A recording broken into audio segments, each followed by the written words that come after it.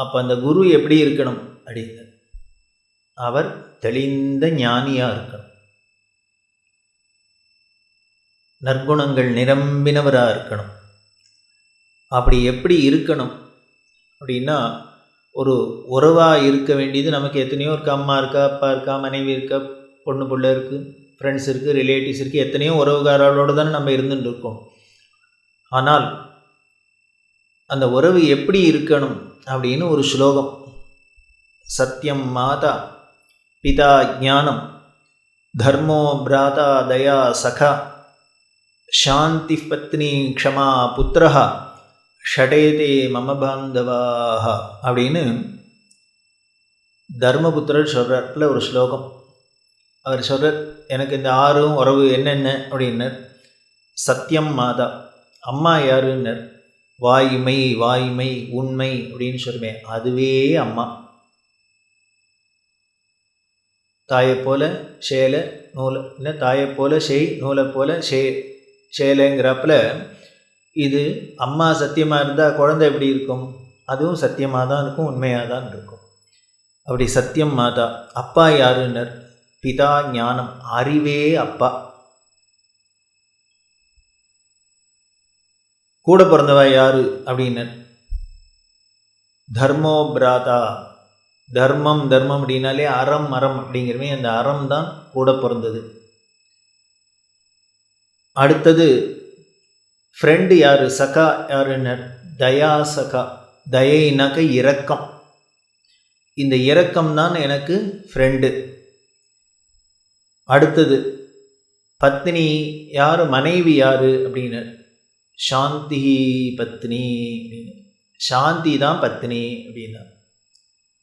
அப்படின்னா என்ன, சாந்திங்கிற மாமியா இல்லை, பேர் தான் சாந்தின்னு இருக்கும், எப்போ பாரு ஒரே கத்தலாக இருக்கும்.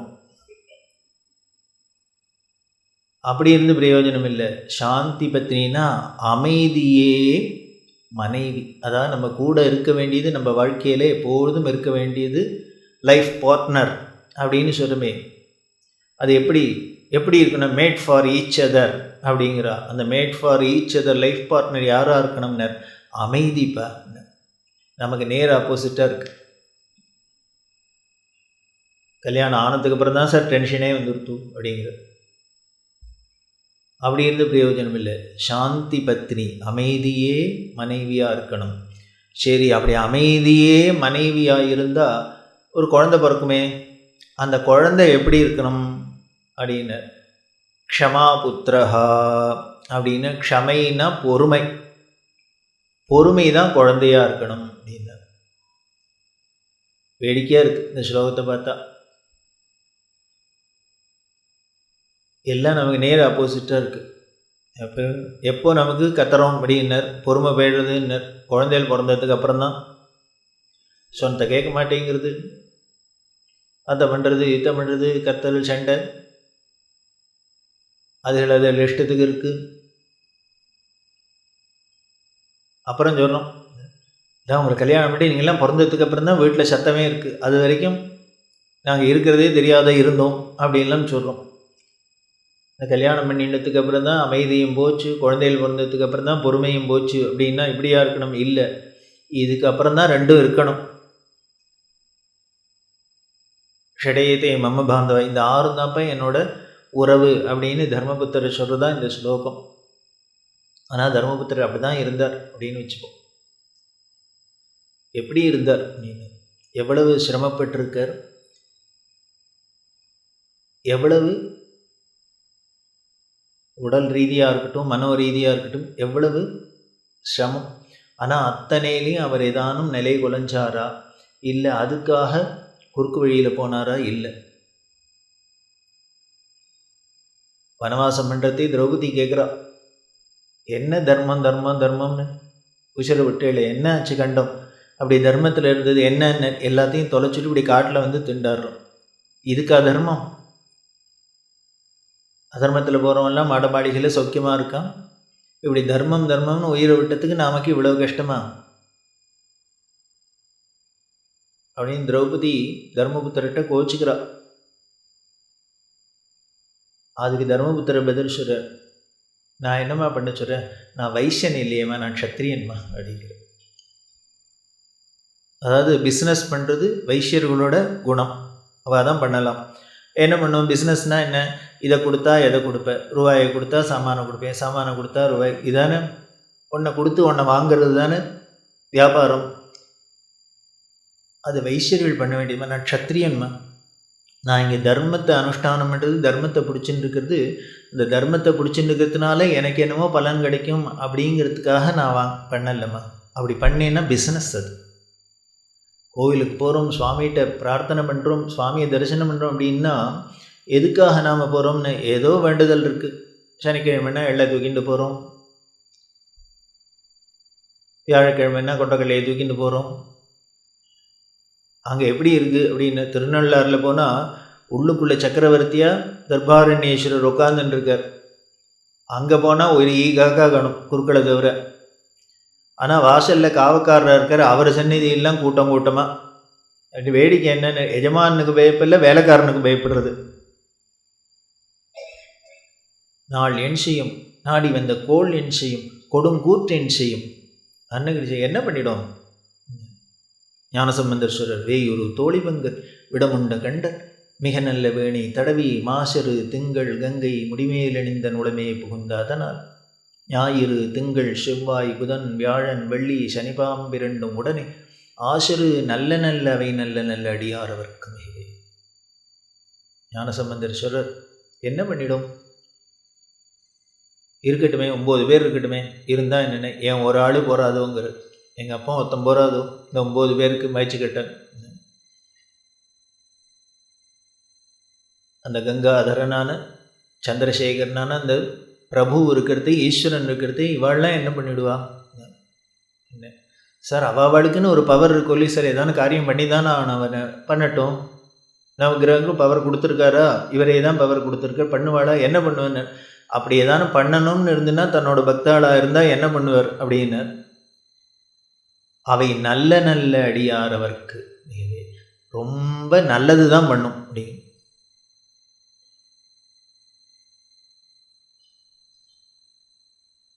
முத்துசுவாமி தீட்சர் நவகிரக கிருதியில் திவாகர தனுஜம் சனைஷ்சரம் தீரதரம் சந்ததம் சிந்தையேகம் அப்படின்னு சனியை பார்த்துட்டு என்ன பண்ணனர், கடைசியில் சொல்ற பவானீச கடாட்ச பாத்திர பூத பக்திமதாம் அதிசய சுப பலதம் அப்படிங்கிற.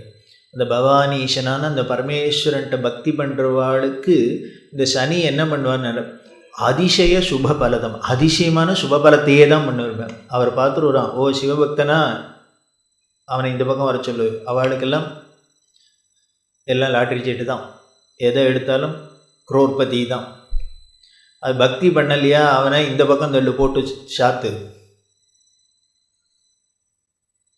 சொல்கிறவர் சாதாரண வருஷம், சாட்சாத் முருகனோட அவதாரமான முத்துசுவாமி தீட்சேஸ்வரர் பவானீஷ கடாட்ச பாத்திர பூத பக்திமதாம் அதிசய சுப பலதம் திவாகர தனுஜம் சனைஷ்சரம். அப்படி இந்த கிரகங்கள்லாமும் சிருஷ்டி பண்ணி அவளுக்கும் பவரை கொடுத்து ஆட்டி படைக்கிற ஒரு ஈஸ்வரன் உள்ளே இருக்கிறதே, அவரை விட்டுட்டு எதுக்கு நாம் இனிமே எஜமானன் இருக்கிறதே வேலைக்காரில் பிடிச்சுன்னு என்ன பயப்படணும், தேவையில்லை. அது என்ன முக்கியம், என்ன பண்ணும், ஒன்றும் பண்ணாது. இன்னும் அதுக்கு மேலே சொல்கிற இந்த கோளறு பதிகம் தேவாரத்தை பாடினா என்ன பண்ணும் அப்படின்னு கடைசியில் முடிக்கிறார். தானொரு கோளும் நாளும் அடியாரை வந்து நலியாத வண்ணம் உரைசை ஆன சொல் மாலையோதும் அடியார்கள் வானில் அரசாழ்வர். இதை பாராயணம் பண்ணுவா, என்ன பண்ணுவார், இந்திரலோகத்தில் போய் ஆட்சி பண்ணுவாப்ப. இங்கே சும்மா இங்கே சிஎம் பிஎம் எல்லாம் இருக்க மாட்டா. அவள் எங்கே வைப்பா அப்படின்னு, தேவலோகத்தில் போய் இந்திரனுக்கு சமமாக ஆட்சி பண்ணுவா அப்படின்னு. இனி அது இவரோட தேவாரத்தை படினா இந்திரலோகத்துக்கு போவாடா, எஸ் போவா அப்படின்னு அப்படின்ட்டு என்ன பண்ண அடுத்த வருத்தப்பட்டார். ஆணை நமதே, ஆணை சொல் மாலையோதும் அடியார்கள் வானில் அரசாழ்வர் ஆணை நமதே அப்படின்னா ஐ ப்ராமிஸ், நான் சொல்கிறேன். இப்படி யாராலேயானு சொல்ல முடியுமா, நான் எழுதின பாட்டை பாடினேன்னா நீங்கள் இந்திரலோகத்தில் போய் இருப்பேள், நான் ப்ராமிஸ் அப்படின்னு சொல்ல முடியுமோ? ரூபா நாட்டில் கவர்னர் வேணால் ப்ராமிஸ் பண்ணலாம், ஐ ப்ராமிஸ் டு பே அப்படின்னு பிரசிடென்ட் பண்ணலாம். கவர்னர் போட்டு கையெழுத்து போட்டான்னா அதை கொண்டு கொடுத்தோன்னா செல்லும். இனிமேல் அவாவா I promise to pay Ganesh சர்மான்னு போட்டாக்க அவனாலும் வாங்கிப்பேன் அந்த பேப்பரை. முடியாது. பண்ண முடியுமா? முதல்ல அந்த தைரியம் வருமா? வராது. பண்ணினாலும் செல்லுமா? செல்லாது. ஆனால் இங்கே சொல்கிற ஞானசம்பந்தர் இது அடியார்கள் வாணி அரசாழ்வர் ஆணை நமது, நான் சொல்கிறேன் மை ஆர்டர், போவா போய் இருப்பா அப்படின்னு. இதுக்கு பெரியவா வியாக்கியானம் பண்ணுறார். என்ன தைரியத்தில் இவர் இப்படி சொல்கிறார்? இல்லை அவ்வளவு இவருக்கு ஹெட்வெயிட்டா, கர்வமா தன்னோட பாட்டு மேலே? இல்லை. ஏன்னு அங்கே போய் இருக்கிறது யாருன்னு ஆர்டர் போடுற ராஜா யாருன்னர்? இவ அப்பா என்ன பரமேஸ்வரன்னா அந்த ஜலாச்சலத்துக்கும் ராஜாவாக இருக்கான். அவரோட புள்ளன்னா இளையராஜா தானே. அதனால இவரும் ஆர்டர் போடலாமே. அப்படி போட்டாலும் அப்பா நான் சொல்லிட்டேன் நீங்கள் பண்ணிவிடுங்கன்னா சரியாக போச்சு.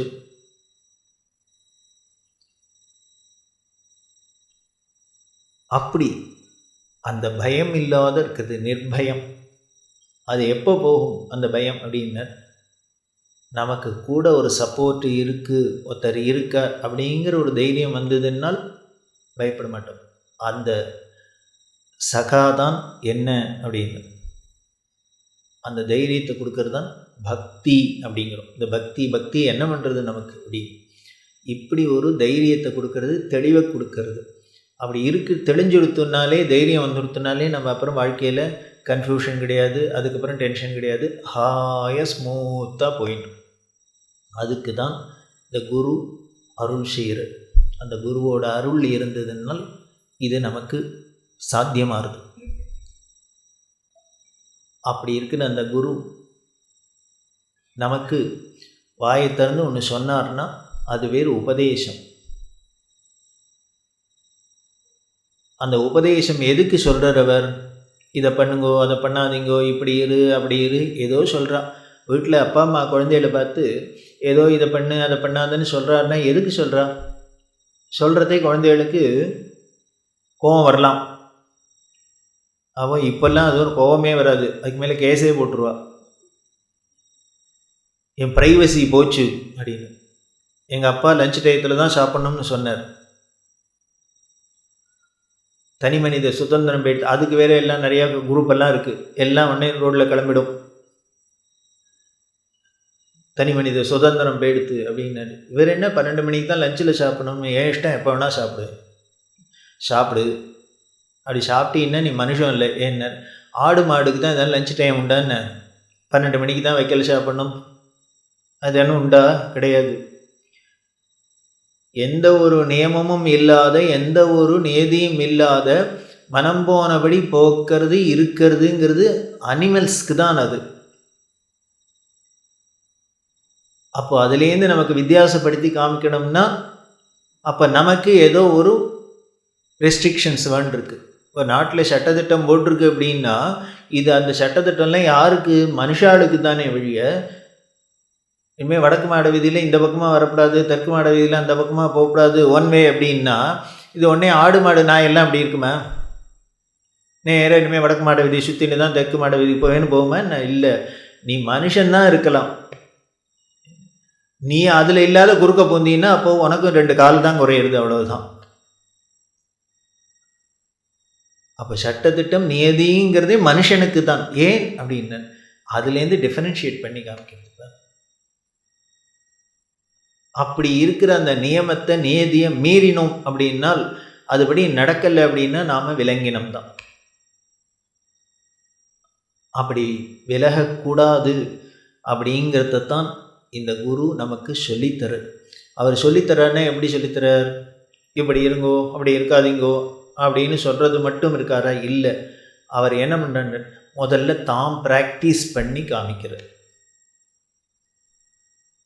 அப்படி ப்ராக்டிஸ் பண்ணி காமிக்கிறதே பார்க்குறவாளுக்கு என்ன தோன்றது?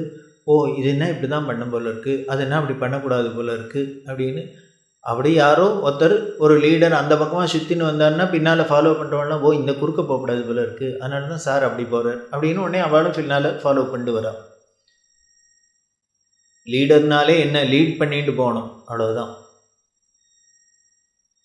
அப்படி ஒரு லீடராக அந்த தர்ம வழியில் அந்த நியமப்படி தான் வாழ்ந்து காமிக்கிறதே உபதேசம்தான். அப்போ இவர் வாயால் சொல்லணுங்கிறது இல்லை, இவர் ப்ராக்டிஸ் பண்ணுறதை பார்த்து பார்த்து பார்த்தே நமக்கு அது மைண்டில் விழுந்துடுறது, ஒரு முன்னுதாரணமாக வச்சுன்னு நாமளும் இதை பண்ணணும்னு தோன்றுறது. இதுதான் நமது பாரதிய கலாச்சாரத்தோட பெருமை. இங்கே நீங்கள் பாருங்கோ, இத்தனை இந்த 21ஆம் நூற்றாண்டுலேயும் இவ்வளவு நல்ல விஷயங்கள்லாம் நடந்துருக்கு, எல்லாம் வீட்டில் நாட்டில் எல்லாம் இருக்குன்னா இதுக்கு அத்தனையும் காரணம் இதெல்லாம் சொல்லி தரத்துக்குன்னு ஏதானு ட்ரைனிங் கிளாஸ் யாரானு எடுத்தாளா, செமினார் எடுத்தாளா, என்னான்னு உண்டா? ஒன்றும் கிடையாது. ஏதோ எங்கள் கொள்ளு பாட்டி பண்ணினத்தை பார்த்து எங்கள் பாட்டி பண்ணா, எங்கள் பாட்டி பண்ணத்தை பார்த்து எங்கள் அம்மா பண்ணா, எங்கள் அம்மா பண்ணுறதை பார்த்து எங்கள் அக்கா பண்ணுறா, இப்படி தான் வருது. கொள்ளு தாத்தா பண்ணதை பார்த்து அப்பா, தாத்தா பண்ணுறதை பார்த்து அப்பா பண்ணா, அப்பா பண்ணதை பார்த்து நாம் உள்ள பண்ணுறோம். இப்படி தான் வந்துட்டு இப்போ நமக்கு முன்னாடி இருந்தவா பண்ணுறத பார்த்து பார்த்து பார்த்து ஓ இப்படி தான் பண்ணணும், இப்படி பண்ணக்கூடாது அப்படின்னு தெரிஞ்சுன்னு தான் வந்திருக்க முடியும். இதில் யாரும் ஒருத்தர் கூட வாயை திறந்து ஒரு நாளைக்கு கூட ஒரு கிளாஸ் எடுத்தது கிடையாது, சொன்னது கிடையாது. ஏன்னு அவள் ப்ராக்டிஸ் பண்ணி காமிச்சதுனாலேயே நமக்கு இன்னும் பலமாக விழுந்துடுத்து மனசில். அதுதான் இந்து மதத்தோட சிறப்பே. இங்கே ப்ரீச்சிங்கே கிடையாது, ப்ராக்டிஸ் தான்.